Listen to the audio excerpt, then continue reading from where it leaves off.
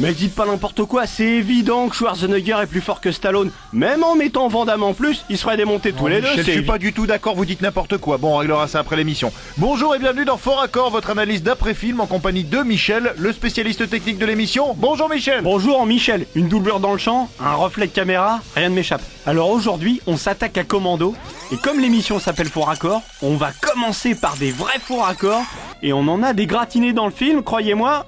Allons à la fin. Ah bah non, je viens de rembobiner là, Michel. Eh bah vous débobinez, qu'est-ce que vous voulez que ça me fasse? Voilà, alors que les renforts arrivent, regardez ici, il n'y a rien à l'horizon. À peine une minute plus tard, voilà un gros paquebot qui a acheté l'ancre non loin du ponton. Oui, alors j'y connais rien, mais je pense qu'en une minute, un bateau a pu arriver à grande vitesse pour se garer ici. Enfin. Ouais, vous n'y connaissez rien, effectivement. Allez, un autre exemple de faux raccord, classique du cinéma, le plan subjectif à travers les jumelles du héros. Et les siennes sont assez stylées. Ouais. Ce qui est moins stylé, c'est que le plan tourne dans le mauvais sens. Vous voyez? Et vous faites pas de petits dessins là, Michel Le petit truc en jaune là. Ouais, j'aime bien, ouais. Je moi sais que les aussi, gens aiment bien.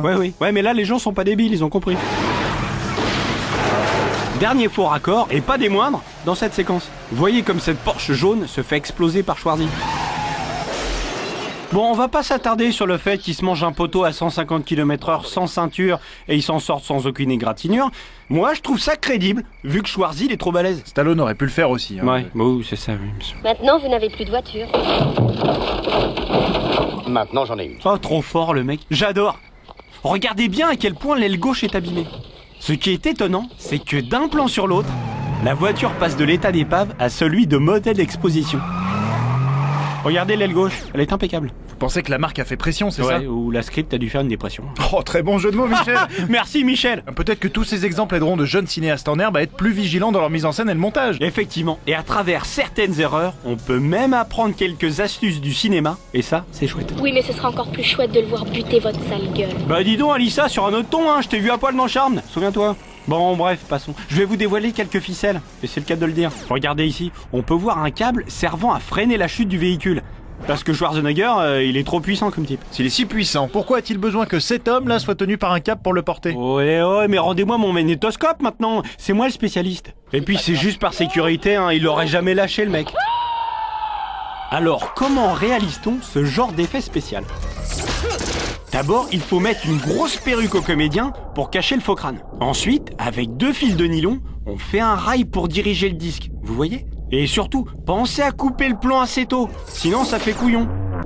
Comme là. Et quand on manque de figurants, on peut très bien faire des mannequins en carton et les planter sur des piquets. Le problème, c'est que les mannequins, ils réagissent pas vraiment. Enfin, si on manque de budget, pourquoi pas après? Ou sinon, vous pouvez inviter des gens que vous n'aimez pas sur le tournage. Comme quand j'ai fait tourner mon cousin Michel. Je lui ai dit que le pistolet était chargé à blanc, tu vois. Enfin ça c'est une longue histoire. Et pour finir avec les astuces, je vais vous montrer comment on fait des super jumps de dingue. Il suffit de se procurer ce genre de petit trampoline. Ingénieux. Ingénieux, mais un peu visible quand même. Hein. Oui, mais ingénieux quand même. Ensuite, vous placez quelques bruitages. Et là, ça fait un super film. Ouais.